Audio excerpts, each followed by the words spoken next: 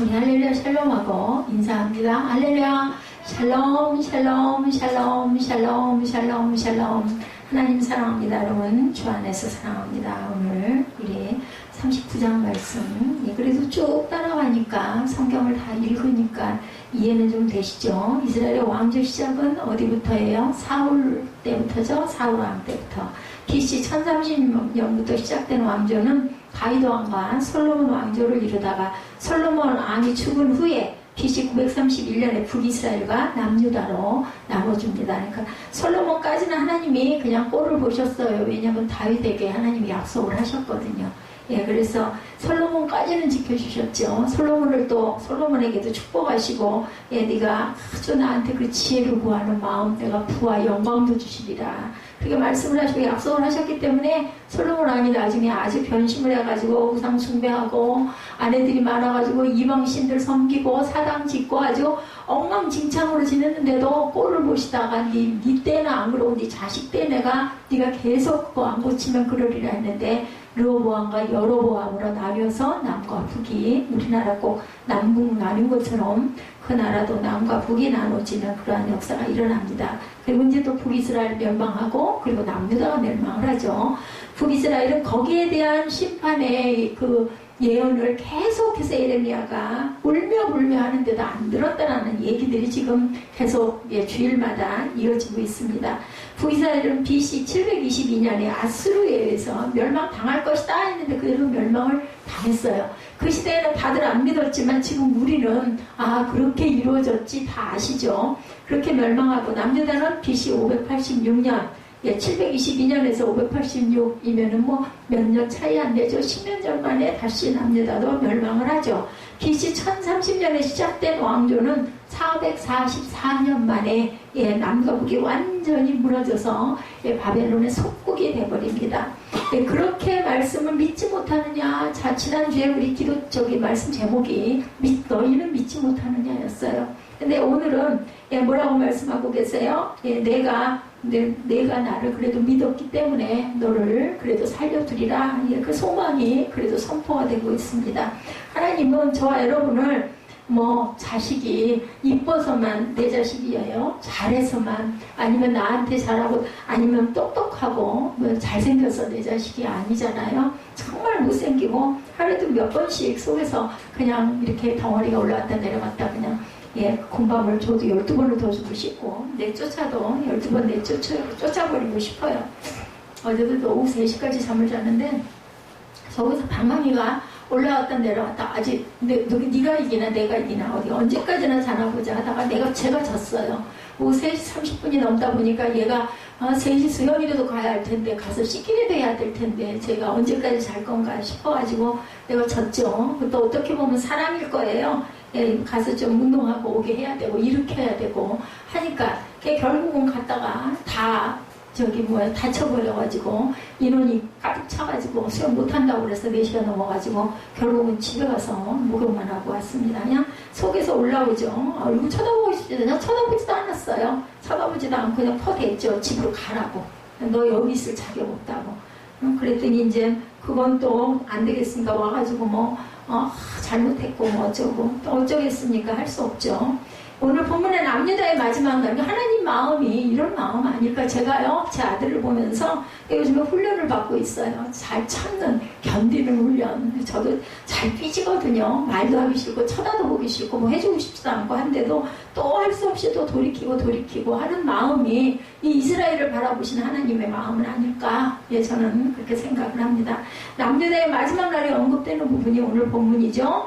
예레미야 선지자가 그토록 심판의 메시지를 수없이 눈물의 선지자예요. 오죽하면 울며 불며 그렇게 전했지만 남유다 백성들은 오히려 선지자를 비웃고 배척하고 어디다 구덩이에다가 가두고 그죠? 죽을 뻔했어요. 근데 가까스로 지금 구덩이에서 건져지는 그런 상황에 예레미야 선지자의 예언대로 남유다의 멸망의 날은 드디어 찾아오고 말았습니다. 오늘날 이 시대에도 심각한 것은 예수를 믿고 교회를 다니고 말씀을 듣는 자들이 남유다 백성들처럼 말씀을 듣는 것으로 만족하고 있다는 것이 심각한 오늘날의 그러한 현실.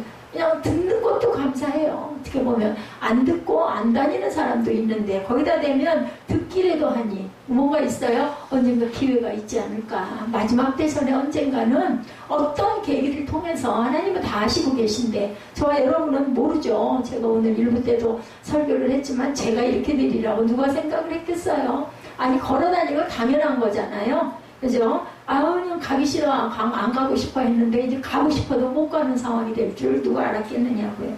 아셨으니까 제가 이렇게 해서 서 있으니까 살아있지. 만약에 이렇게 서 있지 못하는 사람이었더라면 제가 일상을 어떻게 살았을까 생각만 해도 눈앞이 캄캄합니다. 말씀을 듣고 마음의 통함이나 깨달음을 갖지 못하고 그들은 살아가고 있다라는 거죠.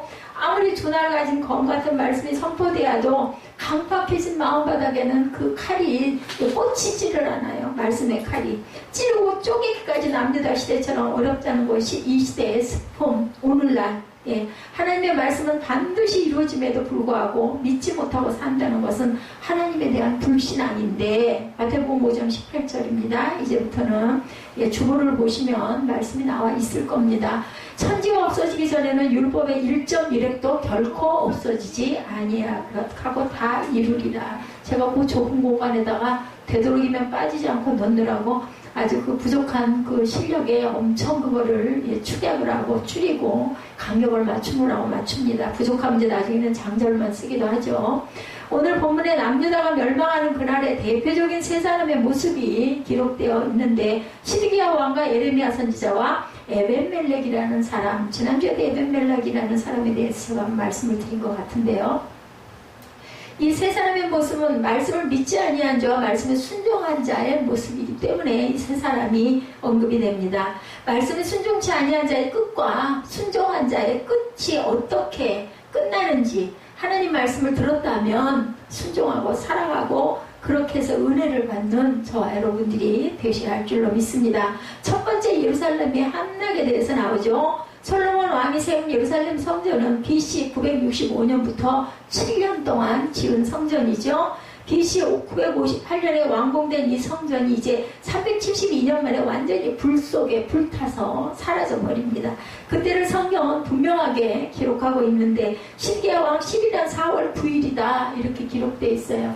실제 역사에 있는 이야기이기 때문에 날짜까지 기록이 되어 있죠. 이거는 예기책이 아닙니다. 시드기야 왕 11년 4월 9일 솔로몬 성이 불탑니다. 시드기야 9년부터 예루살렘 성을 포위하던 바벨론 군대는 1년 6개월 만에 예루살렘 성을 함락했어요. 올해도 포위했어요. 올해도. 결국은 식량이 떨어지고 견딜 수가 없어질 때까지 성을 포위하고 기다린 거죠. 많은 거짓 선지자들과 바벨론의 세력이 곧 꺾일 것이라고 했지만 왕과 백성들은 이 말을 믿고 예레미야 선지자를 박해하려고 죽이려고 했지만 결국은 함락이 되죠. 이제 예루살렘 성이 바벨론에 의해 함락됨으로 예레미야 예언이 하나님께로 받은 참된 것이라는 것이 밝혀집니다. 드디어 예루살렘 성이 함락되자 바벨론 왕과 고관들은 성 중심부를 완전히 장악을 합니다. 4절을 보십시오. 예루살렘 성이 함락되자 시드기야 왕은 왕의 동산길을 따라 뭐 했어요? 도망을 쳤다. 본문을 좀 보시면서 하면은 조금 따라가시는 게 편하실 거예요. 4절 유다의 시드기야 왕과 모든 군사가 그들을 보고 도망하되 밤에 왕의 동산길을 따라 두담 샘물을 통하여 성을 벗어나서 어디로? 아라바 어디겠어요? 아라비아예요. 아라비아로 다른 나라로 망명을 갔어요. 도망을 간 거예요. 근데 그거 붙잡아 오죠. 왕의 동산길은 비밀 통로예요. 비밀. 왕들만 다니는 옛날에도 땅굴이 있었어요. 갈 수 있는 통로를 만들어 놨던 거죠. 시드기야 왕 그 비밀 통로를 따라서 아라비아로 도망을 칩니다. 아라바는 여리고평으로 가리키는데 주목할 것은 이러한 시드기야 왕의 도망을 에스겔 선지자는 이미 예언을 했었어요. 에스겔 12장 12절에 보시면 주보 보십시오. 우리가 성벽을 뚫고 행장을 그리로 가지고 나가고 그 중에 왕은 어두울 때에 어깨에 행장을 메고 나가면 눈으로 땅을 보지 아니하려고 자기 얼굴을 가리리라 하라. 그렇게 도망갈 것이다. 에스겔 12장에 이미 이렇게 해서 예언을 한 내용이라는 거죠. 밤중에 변장을 하고 비밀 통로로 도망을 쳤지만 바벨론 군대에 붙잡혀서 바벨론 왕 앞에 끌려오죠. 오늘 보면 읽으셨죠? 6절에 보면은 나타나 있습니다. 바벨론의 왕이 림나에서 시드기야의 눈앞에서 그의 아들들을 죽였고 왕이 또 유다의 모든 귀족을 죽였고 7절 왕이 또 시드기야의 눈을 빼게 하고 바벨론을 옮기려고 사슬로 결박하였더라. 아주 완전히 짐승같이 눈까지 뽑고 그 보는 눈앞에서 자신의 아들들 다 죽이고 그리고 그 아내들 첩들 다 죽이고 그리고 왕은 쇠사슬로 묶어가지고 자신의 본국으로 이렇게 끌어갑니다. 말 들었으면 얼마나 좋았겠어요. 비참한 최후죠. 예, 이렇게 처형되는 끔찍한 모습, 자기 자식들이 눈앞에서, 그리고 자신의 신하들이 처형되는 모습, 또 자기들의 애척들이 처형되는 모습을 다 봐야 했습니다. 자, 에르미야 선지자를 핍박하고 천대하고 멸시하고 죽이려고 했던 그 귀족들이 바벨론 적국에 의해서 전부 다 형적 이슬로 쓰러집니다. 그들은 죽어가면서 에르미야 선지자의 말을 순종하지 아니한 것을 후회했는데 이미 때는 늦으리예요. 여러분들 때 있을 때 말씀을 들으시고 순종하시기 바랍니다. 7절에 바벨론 하면 시드기야에게 더 무서운 형벌을 주죠. 제가 읽었기 때문에 바로 말씀으로 갑니다. 시드기야의 두 눈을 뽑고 죽이지도 않고 쇠사슬로 결박해서 차라리 그냥 얼른 죽는 게 낫잖아요. 고통 덜 받고 무섭지 않게, 그죠? 이렇게 끌고 가죠. 에레미야 52장 11절에 보면요, 시드기야의 두 눈을 빼고 노사슬로 그를 결박하여 바벨론 왕이 그를 바벨론으로 끌고 가서 그가 죽는 날까지 옥에 가두었더라. 이렇게 나타나 있어요. 에레미야 52장 11절에 앞으로 저희들 공부할 부분이죠. 시드기야도 에레미야 선지자의 말을 듣지 아니한 것을 후회했을 것입니다. 그러나 이미 하나님의 구원의 손길은 남유다를 이미 떠난 후에요. 그렇게 심판을 선포했건만 수년 동안, 그죠? 이것이 끝은 아니었습니다. 8절에서 10절을 보면 에레미야 선지자에게 하셨던 심판의 말씀을 바벨론이라는 나라를 통해서 그대로 이루죠. 8절부터 10절까지 볼까요? 갈대아인들이 왕궁과 백성의 집을 불사르며 예루살렘 성벽을 헐었고 사령관 느부사라단이 성중에 남아있는 백성과 자기에게 항복한 자와 그 외에 남은 백성을 잡아 바벨론으로 옮겼으며 사령관 느부사라단이 아무 소용 없는 빈민을 유다 땅에 남겨두고 그날의 포도원과 밭을 그들에게 주었더라. 빈민들은 거기다 남겨놔요. 나중에 또 여기서 그죠? 이방 민족과 결혼을 하는 걸로 인해서 나중에 그것을 느헤미야가 그냥 그들의 호족을 다 파내고 아내들을 다 쫓아내고 애들은 엄마를 잃어버리고 또 성벽 불탄 것도 다시 재건을 하고 에스라와 느헤미야의 사건이 그 후에 제가 새벽 예배를 지금 인도하고 있기 때문에 말씀을 드립니다. 이루어지는 일들이 이렇게 다 불타 없어진 거 다시 재건하고 그리고 이렇게 해서 이 남유다에다가 가난한 자들 남겨놨더니 또 그 바닥에 있는 자들과 같이 결혼을 하는 바람에 혼혈이 되는 바람에 하나님이 진노하셨다. 하나님은 분명히 그 혼혈로 결혼하지 말라고 하셨거든요. 이방 여인들과 이방 딸들과 또한 네 딸들과 이방 사람들하고 결혼하지 말라고 분명히 말씀하시는데 신명기에도 보면 그거 어겨가지고 우리가 이렇게 벌을 받는다 해가지고 그것도 정화하는 그 일이 일어납니다. 바벨론 군대는 예루살렘 왕궁과 성전과 백성들의 집까지 모두 다 불태워버립니다. 어떻게 했겠습니까? 아주 비참하죠. 에레미야 52장 13절이죠. 야훼 성전과 왕궁을 불사르고 예루살렘 모든 집과 고관들의 집까지 불살랐으며 이렇게 나타납니다. 철저하게 예루살렘을 심판하시는 하나님이 나타나죠. 이스라엘 백성들이 그렇게도 자랑하고 자부심을 가지고 있던 화려한 예루살렘 성전이 바벨론 군대의 말발구에 짓밟혔고 불 속에서 한줌에 재로 사라져버립니다. 우리는 지금 어떤 소설책을 읽는 게 아니에요. 제가 말씀드렸죠? 여러분들 이거는 사실이라고 실화라고 역사라고 픽션입니다. 픽션. 역사적으로 분명한 사실을 지금 보고 있는 겁니다. 우리는 얼마나 복된지 몰라요. 그 시절에는 정말 어떻게 믿겠느냐는 거죠. 설마 했을 건데 우리는 지금 결과를 가지고 보고 있지 않습니까? 얼마나 목이 터져라고 하나님의 선지자들이 외쳤는지 몰라요. 그 시대에 있었던 선지자들, 에레미야가 얼마나 깨달도록 애를 쓰고 이사야 선지자가 얼마나 그 이전부터 울며 불며 소리를 지르고 그저 그랬는데도 아무도 듣지 않았어요. 토기를 사서 백성들 앞에 깨뜨리기도 하고 목에 멍에를 만들어서 다니기도 했죠. 여러분들 아시죠? 에르미야 그 우리 앞장에서 나오죠. 그렇게 하라고 그래서 하나님이 성령이 그렇게 하라고 그래서 그대로 하고 다녔어요. 목에 멍에를 만들고 토기를 백성들 앞에서 막 깨뜨리고 이렇게 깨진다 이 나라가. 그러니 너희들 회개해라. 배띠를 허리에 차고 다니기도 했어요. 우리나라도 보면은, 예전에 보면은, 초상집에 가면은 이렇게 배로, 띠로 이렇게 만들어가지고, 상복에 보면 이렇게 매는 것처럼 아마 그 나라도 그런, 그 옷들이 있는 것 같아요. 초상집도 결혼하는 집도 가지 않는 모습, 배띠를 허리에 차고 다니고, 그리고 안 가고, 그들을 위해 또 눈물로 하소연을 하고 눈물의 선지자가 되기도 했죠. 그랬지만 말을 안 들어요. 특히 12기하는 11년 동안 왕의 자리에 있으면서 가장 가까이서 수없이 예레미야 선지자의 심판의 말을 들었어요. 물어보기도 했죠. 수차례 가서 그렇게 된다 하더냐, 뭐라 하시더냐 물어까지 왔습니다. 예레미야 38장 17, 8절입니다. 예레미야가 시드기야에 이르되 만군의 하나님이신 이스라엘의 하나님 여호와께서 이와 같이 말씀하시되 내가 만일 바벨론의 왕의 고관들에게 항복하면 내 생명이 살겠고 이 성이 불사름을 당하지 아니하겠고 내와 내 가족이 살려니와. 오늘 보면 18절 말씀하고 똑같은 말씀이에요. 17, 8절도 내가 만일 나가서 바벨론 왕의 고관들에게 항복하지 아니하면, 그렇게 안 하면 이 성이 갈대아의 손에 넘어가리니 그들이 이 성을 불살릴 것이며 너는 그들의 손을 벗어나지 못하리라. 이렇게 말씀을 하셨어요. 시드기야는 마지막까지 예레미야 선지자의 말을 안 들었어요. 설마 했다라는 거죠. 한 사람의 불순종이 남유다의 나라의 종말을 고하게 됩니다. 로마서 5장 19절입니다.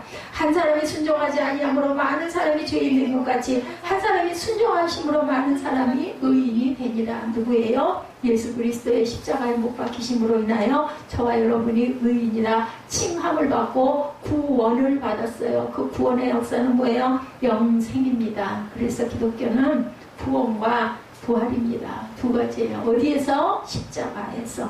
아담이 불순종으로 인간은 모두 죄인이 되었어요. 그러나 예수 그리스도 한 사람의 순종하심으로 인간은 구원을 받게 됩니다. 나 한 사람이 하나님 말씀 앞에 순종할 때 예수 그리스도의 구원의 역사가 나를 통해 너와 내 집이 구원을 받으리라. 그렇기 때문에 아침에도 이동국 목사님 잠깐 설명하시는 그 영상 봤지만 뭐래요?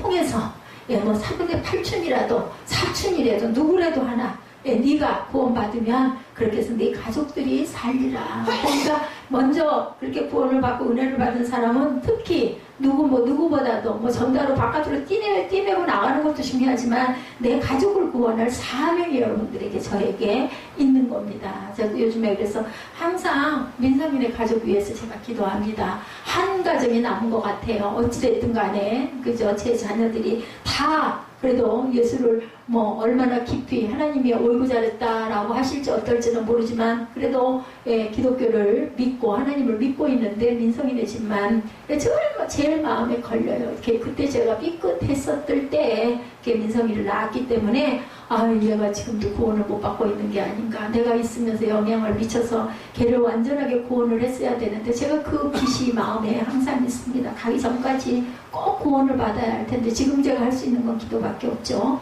고넬료의 한 사람의 순종으로 모든 가족이 다 구원을 받을 수 있었던 것처럼 나 한 사람의 순종으로 예수 그리스도의 구원의 역사가 우리 삶 가운데 있으시기를 주의 이름으로 축복합니다. 예레미야 5장 1절이죠. 진리를 구하는 자를 한 사람이라도 찾으면 내가 이 성을 용서하리라. 유명한 말씀이에요. 한 사람만 있으면, 믿는 자 한 사람만 있으면 이 성읍을 내가 멸하지 아니하리라. 근데 그 한 사람이 없어가지고 성읍이 멸망이 됐어요. 여러분들 많은 숫자 생각하지 마세요. 한 사람만.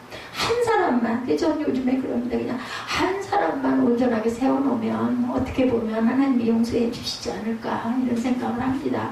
100사람도 좋고 1000사람도 좋고 얼마나 좋겠어요. 몇만 명이면 더 좋겠지만은 그룹마다 이런 저런 톡이 간장종지도 있는 거고 커다란 대접도 있는 거고 또 아름다운 도자기도 있는 거지만 간장종지의 역할이라도 한 사람이라도 내가 온전히 세워놓고 그 자녀를 통해서 다시 또 하나님의 나라가 서서 갈 수 있다면 하나님 용서해 주시지 않을까. 저는 이런 마음을 정말 제가 간절한 그런 절실한 마음에 기도를 합니다. 이 세상은 남유다처럼 멸망받을 수밖에 없지만 그래도 내가 하나님 말씀에 순종하며 살 때 그리스도의 구원의 역사가 나와 내 집에 임하시리라고 믿습니다. 수없이 들려지는 하나님 말씀 오늘날도 그죠? 얼마나 말씀이 많아요. 요즘에는 말씀이 없어서 못 듣는다라는 소리는 아무도 안 합니다. 그냥 뭐 채널만 틀면 누르기만 하면 나오죠. 극동방송에서 나오고 아니면 뭐 휴대폰 어플에서도 뭐 나오면 뭐 그냥 뭐 있는 게 말씀이에요. 그래서 내가 원하는 대로 말씀을 찾아서 우리가 들을 수가 있습니다. 우리가 이렇게 하나님의 말씀, 내가 하나님 말씀에 순종하고 살게 하기 위한 하나님의 음성, 오늘도 예레미야 39장을 통해서 저와 여러분에게 하나님의 살아계신 말씀이 저를 통해서 성령 말씀을 통해서 임하시기 바랍니다. 두 번째, 심판의 메시지를 믿었던 자들, 그죠? 39장 11절에서 18절까지 예루살렘의 함락에 대해서 지금 10절까지 쭉 말씀을 드렸고 11절에서 18절까지는 심판의 메시지를 믿었던 자들은 어땠나. 바벨론의 느부갓네살 왕이 예레미야에 대하여 사령관 느부사라단에게 명령하여 이르되 하고 나오죠. 그를 데려다 선대하고 해하지 말며 그가 내게 말하는 대로 행하라. 이에 사령관 느부사라단과 내시장 스부사스반과 궁중장관 네르갈사르셀과 바벨론 왕의 모든 장관이 사람을 보내어 예레미야를 감옥들에서 데리고 사반의 손자 아히감의 아들 그나랴에게 넘겨서 그를 집으로 데려가게 하며 그가 백성 가운데 살았어요. 그나마 이렇게 해서 건져놔서 예레미야가 감옥들에 갇혔을 때 야훼 말씀이 그에게 다시 또 영이 임합니다. 오늘날은 우리가 성경 말씀 그것만 가지고 제가 여러분들에게 설교를 하고 기도하면 되지만 그 시대에는 성경이 이루어지지 않았기 때문에 선지자들에게 하나님의 영이 임해서 예언을 하십니다. 예언을 받으면 예언한 걸 그대로 안 하면은 죽을 것 같아서 에레미야도 그랬죠. 몸이 불같이 뜨거워져서 내가 견딜 수가 없더라. 얘기를 해야 돼요. 그 마음을 주시기 때문에 너는 가서 부수인 에벤멜렉에게 말하기를 부수인은요 흑인이에요. 지금 누가 부수인이었어요? 모세 아내가 부수인이었습니다. 후처죠. 본래 본처 돌아가고 두 번째 구수인을 맞아가지고 그거 가지고 흉거다가 어떻게 됐어요? 문둥병 걸리죠. 누나가 그거 가지고 비방하다가 당장에 문둥병이 발병을 해가지고 그거 고치느라고 모세가 엄청 기도했죠. 그래서 그게 다시 벗겨지는 그런 역사 여러분들 아마 기억나실 겁니다. 이스라엘 하나님의 말씀에 내가 이삭에 난 재난을 내리고 복을 내리지 아니하리라 한 나의 말이 그날에 내 눈앞에서 이루리라. 야훼 말씀이니라. 내가 그날에 너를 구원하리니 내가 그 두려워하는 사람들의 손에 넘겨지지 아니하리라. 내가 반드시 너를 구원할 것이니 내가 칼에 죽지 아니하고 내가 노량물같이 내 목숨을 얻을 것이니 이는 내가 나를 믿었습니다. 야훼 말씀이니라 하시더라.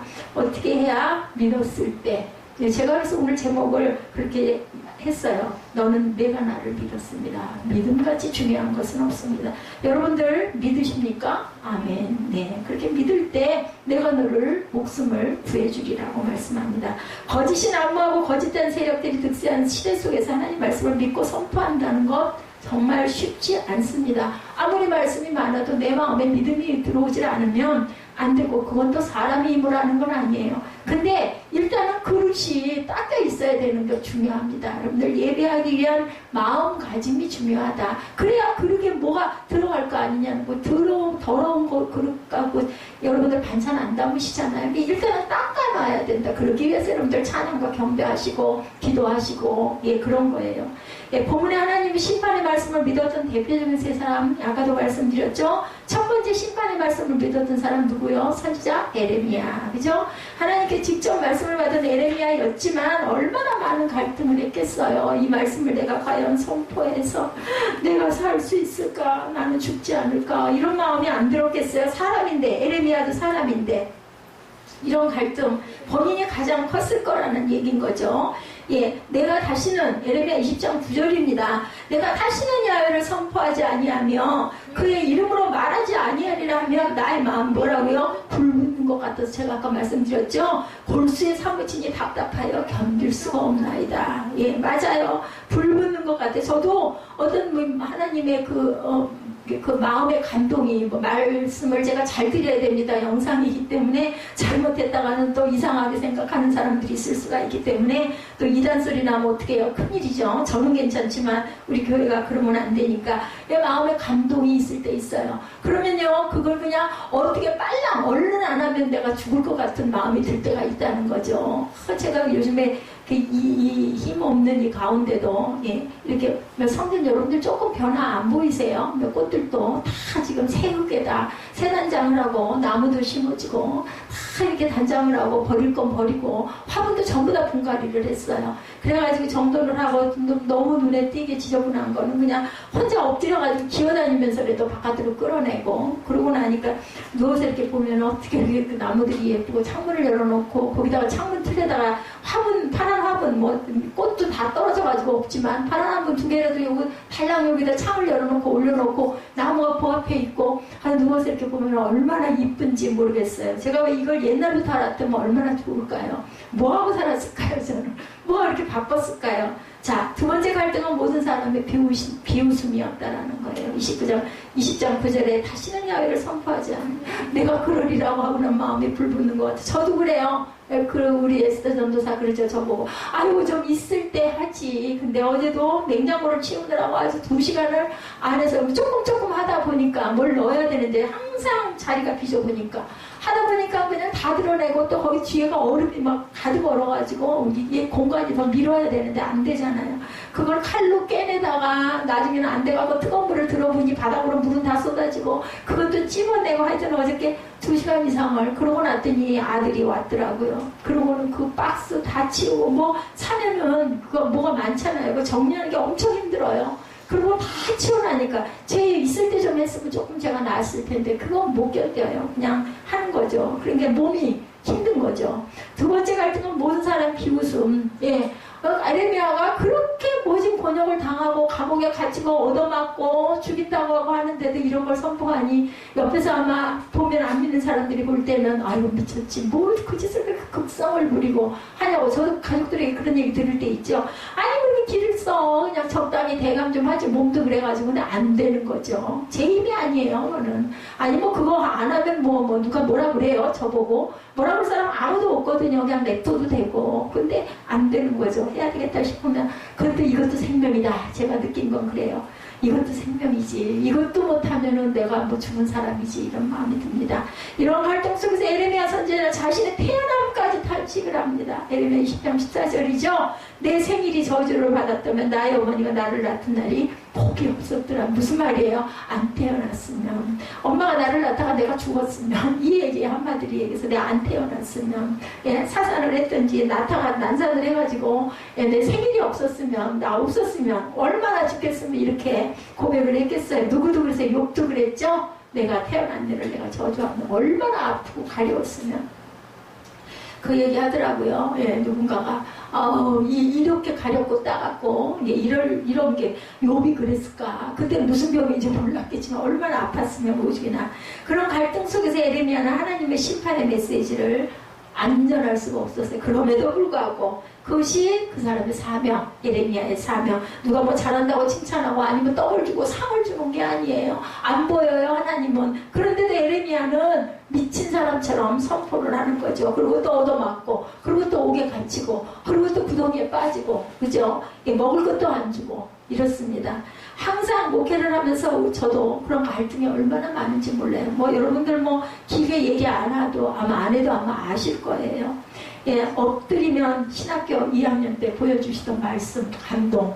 예, 제가 정말 은혜 받을 때 반복하시던 음성을 잊어버릴 수가 없어요. 아니었으면 어쩔 뻔했냐고. 제가 만약에 그거 순종 안 했으면 근데 그때 제가 이렇게 될 걸 알고 했냐는 거죠. 이거는 하나님의 은혜입니다. 건질 방법이 없으니까 잘못은 제가 했는데 제가 잘못했어요. 여러분들 제가 엄청 잘못했어요. 어떻게 방법도 없어. 근데 한탄하고 원망할 수도 없고 그렇게 됐는데 하나님이 구하실 방법은 이것밖에.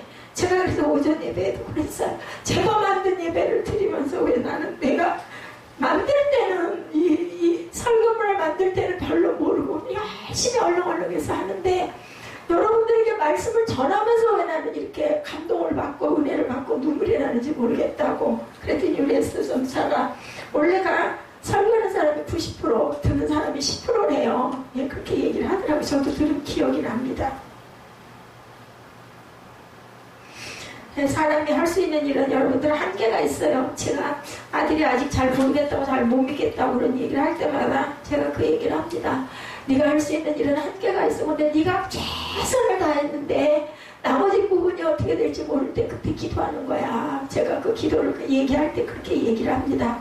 지금 한참 반항을 할 그런 시기다 보니까 자기도 그 자동차 바퀴에 지가 끌려서 가고 했는데도 안 다친 거 한 거 보면은 너무 기적이다 생각도 들고 느끼기도 하는데도 아직도 잘 모르겠다. 그리고 절실하지가 않다. 자기는 거짓말을 이제 못하겠다고 얘기를 하더라고. 뭐라고 그러겠어요. 절실하지 않겠죠. 제가 지난번에도 말씀드렸죠. 여러분들 호흡하는 거, 공기, 이거 감사하세요. 요즘에는 미세먼지 때문에 공기가 오염된 거 보면은 참 마음이 안타깝고 답답하지만 우리 늘 숨 쉬면서마다 호흡 내쉬면서 아이고 감사, 들이쉬면서 감사 안 하잖아요. 이런 것처럼 아직 절실하지가 않은 거겠죠.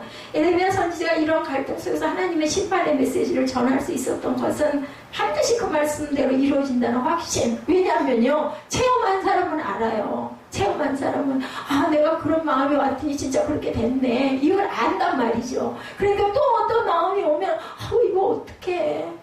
그렇다고 나쁜 얘기를 막 본인한테 대고 해줄 수는 없어. 그럼 어떻게 해요? 기도하죠. 이 시대의 에레미야는 전해야 되니까 전하지만 지금 오늘날 우리는요, 어떤 마음에 기도할 때 뭐가 딱 보이고 뭐가 오면요, 막 그거 가지고 좋은 거 같으면 얘기를 해주죠. 제가 조심스럽죠. 엄청 조심스럽죠. 왜냐면 내 마음일 수도 있고 내 바람일 수도 있으니까. 오늘도 제가 조심스럽게 얘기를 했지만 마음에 감동이 오고 좋은 거는 조심스럽지만 내가 틀려도 어쩔 수 없지만 소망이라도 주게 되잖아요.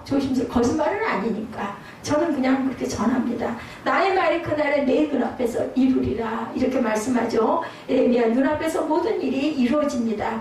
20여 년 동안 줄기차게 전하는 부분, 10년 동안 전하는 부분. 오늘 또 우리 오랜만에 이동훈 목사님 모습 보니까 전보다 더 젊어지시고 더 건강해지시고 더 날씬해지셨더라고요. 딱 보니까 엄청 건강해지셨구나. 전에는 그래도 상당히 살이 찌셨는데 목이 가늘어지셨더라고요. 그 얼굴도 더 곱상해지시고 아이 때 모습이 보이는 것 같아요. 그래서 제가 은혜를 받았습니다. 모습을 뵈면서 세상적으로 생각한다면 미련하고 무모한 짓 같은 그런, 그죠? 우리 교회도 마찬가지. 뭐하러 그렇게 쏟아붓고 그러고 있어. 그냥 그거 잘 먹고 잘 살면 좋을 텐데. 이런 생각, 당연히 인간적인 생각을 할 거예요. 별로 드러나는 것도 없고 변하는 것도 없고 누구 말마다 앞도 안 보이고. 근데 앞으로 가고 있어요, 여러분들. 여러분들 한 살 한 살 먹고 가고 아이들은 자라가고 있거든요. 앞으로 가고 있습니다. 뭐 하면서? 예배 드리면서. 예배를 만약에 5년 전에 3년 전에 아니면 7년 전에 멈췄다면 얼마나 더 잘 살겠어요. 조금 더 여유 있게 살 것 좀 잘 샀을까요? 배불리 더 먹었을까요? 그렇다고 여러분들 지금 배고프진 않으시잖아요. 이 말씀이 이루어진 날 하나님은 에레미야 선지자를 보호해 주시죠. 12절을 보십시오. 뭐라고 얘기하고 있습니까? 그를 내려다 선대하고 해하지 말며 그가 내가 말하는 대로 행하라. 이렇게 해서 보호를 받습니다. 바벨론 왕은 에레미야 선지자에 대해서 정보를 들어서 잘 알고 있었던 거예요. 바벨론 왕은 에레미야가 남유다 왕과 백성들에게 꾸준히 밥을 바빌론에게 항복해라. 진짜로 그렇게 외쳤잖아요. 그러면 네가 살리라. 왕에게도 계속 시드기야에게도 얘기했죠. 근데 안 들은 거예요. 그렇기 때문에 그 바빌론 왕은 에레미야에 대해서 좋은 마음을 갖고 있었다. 선대하라. 에레미야를 그래서 각별히 모시라고 명령을 합니다. 하나님께서 에레미야 선지자를 이방 세력의 보호를 받게 하신 것은 아직 에레미야에게 사명이 남아있기 때문이에요. 사명. 어떻게 저렇게 잘 견디고 가. 누구 말마다나 그 교회에서 뭐가 나와가지고 예배를 드리고 있고 그 교회에서 뭐가 나와서 교회를 유지를 해. 그래도 하나님께서는 가게 하시는 하나님. 후에 예레미야 선지자는 50장에서 바벨론에 대한 멸망도 선포합니다. 지금 이제 39장이잖아요. 이제 그때쯤 되면은 당신들도 멸망할 것입니다. 선포합니다. 그러므로 에레미야 선지자는 아직도 하나님의 사명을 감당해야 할 일들이 남아있다. 그 시대에 이 사람은 이 선포하는 부분이 그 사람의 사명이었기 때문이죠. 특히 사명자의 생명은 하나님의 손에, 하나님의 오른손에 붙잡혀 있다는 거죠. 사명자는 자신에게 주어진 사명을 감당하는 데 있어서 담대하게 전하고 증거하고 감당해야 되겠다. 두 번째 심판의 메시지를 믿었던 사람 누구였어요? 그다리아 나오죠. 14절에 보면 뭐라고 나와요? 사람을 보내 에레미야를 감옥들에서 데리고 사반의 손자 아이감의 아들 그다리아에게 넘겨 그를 집으로 데려가매 그가 백성 가운데 사니라. 거기서 그다리아는 집에서 삽니다. 그다리아에 대한 것은 40장 41장에서 자세히 나오니 그때 우리 다시 한번 보도록 하죠. 그다리아의 할아버지 사바는 요시아의 종교계획 때 에레미야 선지자와 함께 종교계획에 동참했던 인물입니다. 그리고 그다리아의 아버지 아히감은 에레미야 죽음에 처해 있을 때 구해주었던 그런 사람이기도 합니다. 그러므로 이들 집안은 에레미야 심판의 메시지를 믿었던 사람들이고 그다리아 역시 친바벨론 정책을 추구하던 사람이었기 때문에 에레미야 총독이 낮으면은 그 예루살렘 총독이 됩니다. 하나님 말씀에 순종하고 에레미야 선지자를 돌봐주었던 그다리아에 대해 하나님은 성경 2장에 걸쳐서 언급하고 있죠. 예, 누구예요? 그 구레네 사람 시몬. 나중에 그 집안에서 왕이 태어나죠. 하나님이 마음 깊이 기억하고 싶은 사람, 예, 그런 사람이 되고 싶으면 말씀 안에 말씀에 순종하고 헌신하고 섬기고 드리는 삶을 사시면 됩니다. 하나님을 믿고 예수 그리스도를 믿는다면서 말씀과 동떨어진 생활을 한다면 그 신앙은 외식이에요. 외식, 거짓된 신앙이라는 사실 우리가 아시죠? 예, 히브리서 11장에 나오는 16명의 믿음의 사람들은 한결같이 하나님 말씀에 순종한 사람들이죠. 믿음의 사람 17명째 사람이 되어 가시는 저와 여러분이 되셔야겠습니다. 세 번째 심판의 말씀을 믿었던 사람 누구예요? 에벤멜렉 나오죠. 38장에서 에벤멜렉에 대해서 우리가 들었습니다. 예, 그는 장관도 아니었고 유대인도 아니었고 노예로 붙잡혀온 흑인 넷이었었죠. 예, 광복일을 돌보는 자였습니다. 오늘날로 말하면 하류층 사람이었어요. 흑인이었고 보잘것없는 인간이었지만 에벤멜렉은 에레미야 선지자의 심판의 메시지를 가볍게 듣지 않았습니다. 몸은 천하였지만 그의 귀는 영적인 귀를 가지고 있었고 에벤멜렉은 가진 것은 없었지만 남들이 가지고 있지 않은 영적 부유함을 가지고 있었습니다. 영적인 귀를 가진 에벤멜렉은 담대함도 또한 가지고 있었죠. 왕 앞에 감히 나설 수 없는 자신의 그 생명을 내걸고 에레미야 선지자의 억울함에 대해서 직언을 했던 그러한 사람입니다. 이런 에벤멜렉의 행동은 하나님은 보고 계셨던 거죠. 16절을 보면 뭐라고 말씀하고 계세요? 너는 가서 보수인 에벤멜렉에 말하기를 만군의 야훼 이스라엘의 하나님의 말씀에 내가 이성의 재난을 내리고 복을 내리지 아니하리라 한 나의 말이 그날의 내 눈 앞에 이루리라. 이렇게 말씀합니다. 예. 세 가지로 말씀하죠. 나의 말이 그날에 내 눈앞에 이루리라. 그죠? 예루살렘의 멸망이 에베멜렉 눈앞에서 실현된다라는 거예요. 하나님의 하신 말씀을 주신 의미는 뜻은 뭘까? 그것은 생명의 위협을 각오하고 선지자를 위해서 담대한 믿음을 보인 것에 대해서 결코 헛된 것이 아니다라는 확신을 주십니다. 성경에 기록되지 않았지만요. 여러분들 에벤멜렉은 남유다의 고관들로부터 아마도 이런 말할 수 없는 핍박을 받았을 거예요. 왜냐하면 그 편을 들었으니까. 예레미야 편을 들었으니까. 너 같은 천한 놈이 뭔데 감히 왕께 고해서 에레미야를 구해냈느냐. 여기서 구원이라는 뜻은 뭐 지금 우리가 얘기하는 구원이 아니죠. 옥에 가둬서 지하 감박에 떨어져가지고 진흙탕 구덩이에서 죽었을 건데 건져낸 것을 얘기를 합니다. 핍박을 당했을 겁니다. 에벤멜렉은. 하나님은 그러한 에벤멜렉의 모든 것을 보고 계셨다는 거예요. 우리 눈에 직접 금방 이루어지진 않지만 시편 139편 2절이죠. 주께서 내가 안고 일어섬을 하시고 멀리서도 나의 생각을 밝히 아신다라고 말씀합니다. 세상 끝날에도 환난 속에도 고통당하는 자들이 있는가 하면 하나님의 보호하심 속에 심판을 구경하는 사람도 분명히 있다라는 거예요. 이스라엘 백성들이 애굽에서 나와 홍해를 건널 때 뒤를 쫓던 애굽 군대가 바다에 수장되는 거 여러분들 다 아실 거예요. 노아의 방주에서 40일 동안 있으면서 세상이 홍수로 멸망당하는 것을 또한 본 노아의 가족도 있습니다. 아주 소수예요. 극소수 한 가족뿐입니다. 8명의 가족이었죠. 나머지는 어땠어요? 노아가 시간만 나면 120년 동안 방주 지으면서 때만 만나면은 물로 심판할 거니 물이 방주로 와라 방주로 와라 아무리 얘기해도 저 미친놈 저놈 산꼭대기에다 무슨 말도 안 되는. 그때는 비가 없었어요. 그러니 무슨 그 말을 믿었겠어요? 아무도 안 믿죠. 자기가 본 거, 자기가 아는 거, 그거에 우리는 생각을 거기까지밖에 못합니다. 마지막 때에도 7년 대환란이 시작되고 전 3년이 끝날 쯤에 자신의 택한 자들을 예비처에서 3년 6개월 동안 양육하고 보호해 주실 것이라고 계시록이 나옵니다. 그때 예비처에 있는 자들은 후 3년 반 동안 세상이 당한 하나님의 심판을 보게 될 것이라고 계시록 12장 6절에 기록되어 기록되어 있어요. 요한이 반모섬에서 하늘이 열리고 보여주시는 그런 상징들을 그대로 기록해 놓은 게 계시록입니다. 6절 봅니다. 그 여자가 광야로 도망하매 거기서 1260일 동안 그를 양육하기 위하여 하나님께서 예비하신 곳이 있더라. 이렇게 증거되어 있습니다. 그날에 하나님의 심판이 이루어지는 것을 겪지 않고 보고 있는 자가 되기 원한다면 에벤멜렉 같은 신앙, 실천하는 신앙을 가지시기를 주님의 이름으로 축복합니다. 하나님의 말씀을 믿고 순종하고 불의와 타협하지 않고 담대한 믿음을 가져야 되겠다. 내가 세상과 좀 다르지만 사람들은 날 좀 미련하다고 하지만 바보 같다고 하지만 말씀이 이렇게 말씀하시니까 나는 그렇게 할 거다. 제가 일부 예배 때 말씀드렸죠. 예, 선으로 악을 이기라는 걸 실천하지 못해가지고 그 양반이 36살이 되도록 그 장모님 용서 못해가지고 결국 있다가 그거 영적 치유원 받고 다시 목사가 돼서 그렇게 사랑하는 그런 그 사랑을 가진 그런 종이 되었다. 그 과정이 없었으면 이 사람은 아마 그냥 입으로만 전한 그런 그 목회자가 됐겠죠. 둘째는 구원을 약속하시죠. 에벤멜렉에게 주신 말씀 중에 17절에 내가 너를 구원하리니 18절에는 내가 반드시 너를 구원하실 것인지 오늘 본문에 그렇게 나타나 있습니다. 그래서 세 가지로 말씀을 하셨어요. 예, 그날의 내 눈앞에서 이루리라. 그리고 반드시 너를 구원하리라 라고 말씀을 합니다. 에벤멜렉은 무엇이 옳고 그른 것인지 분명히 깨달았기 때문에 담대히 행동할 수가 있었다. 왜냐하면 나를 분명히 지켜주신다고 했으니까 내가 이렇게 해도 나를 분명히 지키시겠지, 나를 구원해 주시겠지 라고 믿은 거죠.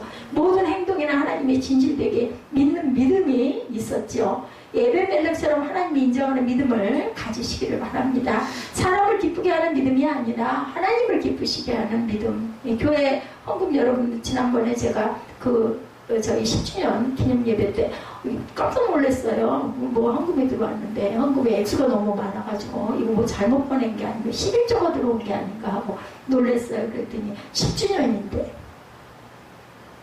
참 제가 갈라디아서 1장 10절입니다. 이제 내가 사람들에게 좋게 하랴 하나님께 좋게 하랴 사람들에게 기쁨을 구하랴 내가 지금까지 사람들의 기쁨을 구하였다면 그리스도의 종이 아니니라. 예, 사람의 기쁨이 아닌 물론 사람에게도 기쁨을 줘야 합니다. 은혜로 그죠? 말씀으로 또한 제 행동으로 여러분들에게 기쁨을 줘야 하지만 중요한 것은 사람이 종이 아니라 하나님의 종이 될 줄 알아야 된다. 온전한 하나님이 보시기에 내가 이상한 거리끼는 짓을 안 했다면 읊조려지고 두려워하고 겁낼 거 없는 거죠. 나는 하나님이 하시는 대로 내 자리에서 내 최선을 다했기 때문에 나는 사람의 종이 아니기 때문에 눈치 볼 거 없다 인 거예요. 근데 사람의 관계다 보니까 눈치를 봅니다. 제가 너무 미안한 부분도 있고 인간적으로 하나님을 기쁘시게 하는 믿음을 가지시는 저와 여러분 되시기 바랍니다. 담대해야 되겠죠. 그러기 위해서는 사람에게 초점을 맞출 것이 아니라 예수께 초점을 맞출 때 그 믿음을 하나님은 기쁘시게 받으신다라고 말씀하는 거죠. 믿음이라고 다 같은 믿음이 아니다. 하나님이 기뻐 받으시는 믿음이 되어야 된다. 그러한 믿음은 뭐라 그래요? 히브리서 11장 6절입니다. 믿음이 없이는 하나님을 기쁘시게 하지 못하나니 하나님께 나아가는 자는 반드시 그가 계신 것과 또한 그가 자기를 찾는 자들에게 상 주시는 이심을 믿어야 할지니라. 어떤 자들이요? 찾는 자들이에요. 그냥 있다고 뭐 하나님이 뭐 그렇게 하라고 그러셨으니까 하나님이 알아서 주시겠지가 아니에요. 하나님 주시옵소서 해야 돼요. 하나님 제가 이렇습니다 해야 돼요. 고백하셔야 돼요. 그럴 때 네가 나를 찾아왔니? 뭐가 필요하니? 상을 주신다고 오늘 제가 말씀드린 게 아니라 히브리서 11장 6절에서 분명히 말씀하셨죠. 하나님이 기뻐하시는 믿음은 하나님의 살아계심을 믿는 믿음입니다. 그리고 에벤멜렉은 하나님의 살아계심을 믿었기 때문에 심판의 말씀 또한 이루실 것을 또한 믿었다라는 거예요. 우리가 상만 주시는 게 아니라 심판도 주신다라는 거죠. 아니하면 분명히 옵니다. 보이지 않는 하나님을 보이는 하나님처럼 믿는 것은 말씀에 순종하는 길이죠. 태초에 말씀이 계시니라. 요한복음 1장 1절이죠. 이 말씀이 누구와 하나님과 함께 계셨으니 이 말씀은 곧 하나님이시니라 말씀합니다. 보이지 아니한 하나님을 보려고 하지 말고 말씀으로 우리 가운데 보이고 계시는 하나님을 믿고 순종하시기 바랍니다. 또한 하나님이 기뻐하시는 믿음은 하나님께 상 받기를 기대하는 신앙 되셔도 됩니다. 내가 이렇게 열심히 섬기니까 하나님이 분명히 내 후대든 아니면 내가 하늘나라 가서든 분명히 내가 살아있을 때든 상을 주실 거야. 이런 믿음, 이런 신앙, 좋은 신앙입니다.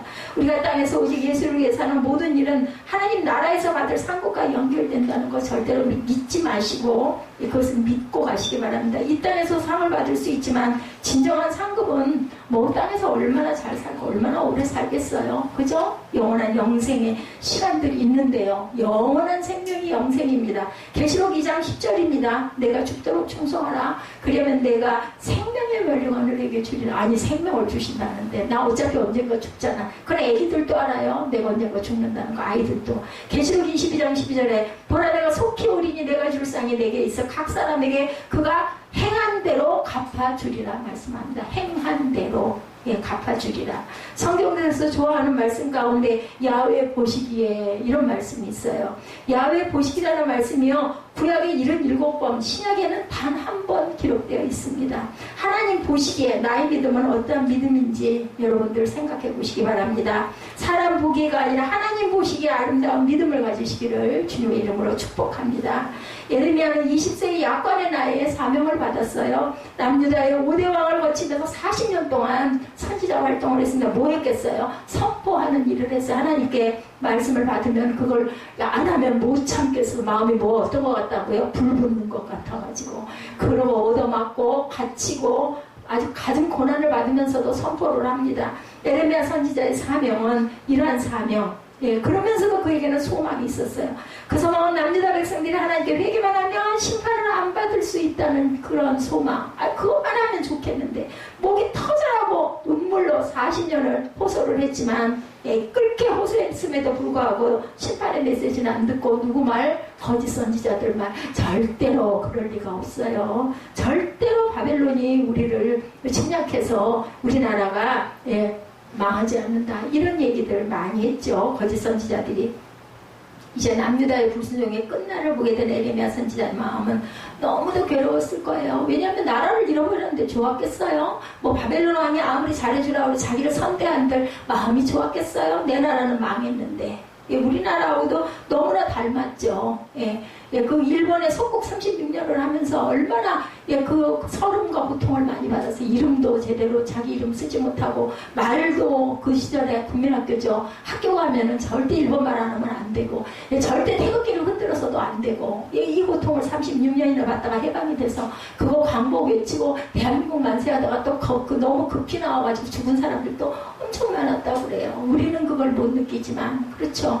계시록 1장 1절입니다. 예수 그리스도의 계시라 이는 하나님이 그에게 주사 반드시 속히 일어난 일들을 그 종들에게 보이시려고 그의 천사를 그 종 요한에게 보내요. 알게 하신 것이라. 계시록은 그냥 적은 게 아니에요.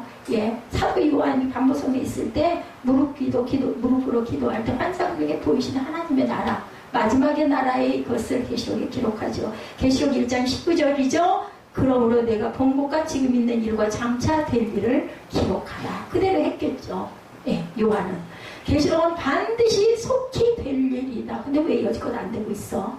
하나님의 날은 이 땅에서 천년이 하나님께는 하루랍니다. 그래서 시와 때를 우리가 알 수가 없습니다. 마지막 때 이루어질 심판의 메시지를 믿는 저와 여러분이 되시기 바랍니다. 징조는 많이 나타나고 있죠, 여러분들. 그날이 언제일지 그걸 고대할 필요도 없고 우리는 그저 우리의 가진 사명, 우리가 태어난 이 시대에 이 땅에서 이 시간 속에 저는 이 시간에 제가 그나마 태어난 게 얼마나 감사한지 모릅니다. 아이고 그 전쟁 구약을 보면 맨날 전쟁이에요. 언제 살았다 할 것도 없고 언제 죽었다 할 것도 없이 그냥 흔적도 없이 사라져버리는 일이 사람 죽이는 거 그냥 파리처럼 그렇게 죽이고 밟혀서 지나가는데 저는 그래도 전쟁을 안 겪고 태어나서 여기까지 왔습니다. 그렇게 배고픈 기억 별로 없이 감사할 일이에요. 말씀에 순종하고 다시 오실 예수 그리스도를 선포하고 심판의 메시지의 선포를 들으시면서 여러분들 일상 가운데서 내가 다시 각성해야 될 건 뭐고 내가 더 믿고 가야 될 건 뭐고 내가 살아가야 할 방향은 뭐고 내가 무엇을 바라고 살아가야 할 것인가를 깊이 묵상하시고 기억하시는 저와 여러분 되시기를 주님의 이름으로 축복합니다. 제가 아까 우리 하나님께 드리는 찬양에서 은혜를 받았어요. 우리 찬양하시고 이 말씀 가지시고 기도하는 시간 잠깐 갖고 축도로 예배를 마치도록 합니다.